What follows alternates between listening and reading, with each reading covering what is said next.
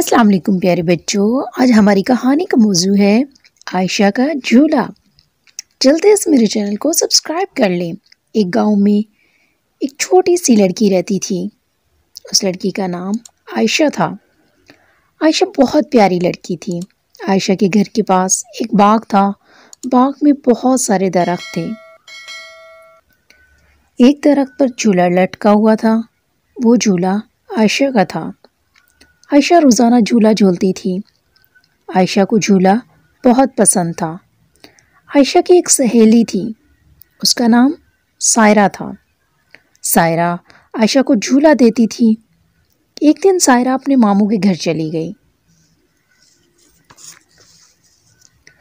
عائشہ جھولا جھولنے باغ میں آئی۔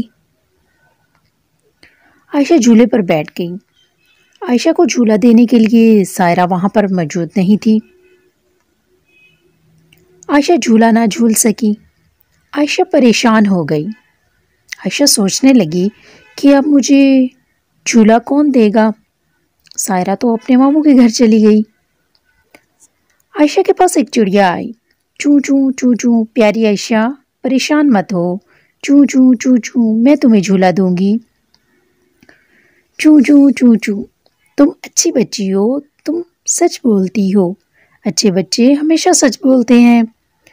چڑیا عائشہ کے جھولے کو ہلانے لگی۔ عائشہ بہت خوش ہو گئی۔ چڑیا کی عائشہ سے دوستی ہو گئی۔ دوسرے دن سائرہ بھی آ گئی۔ عائشہ اور سائرہ دونوں چڑیا کے دوست بن گئے۔ اب عائشہ، سائرہ اور چڑیا روزانہ باغ میں کھیلتی تھیں۔ جی بچوں، کیسی لگی آپ کو میری کہانی؟ اگر آپ کو میری ویڈیو اچھی لگی ہو تو پلیز میرے چینل کو سبسکرائب کیجیے، میری ویڈیو کو لائک اور شیئر کیجیے۔ شکریہ۔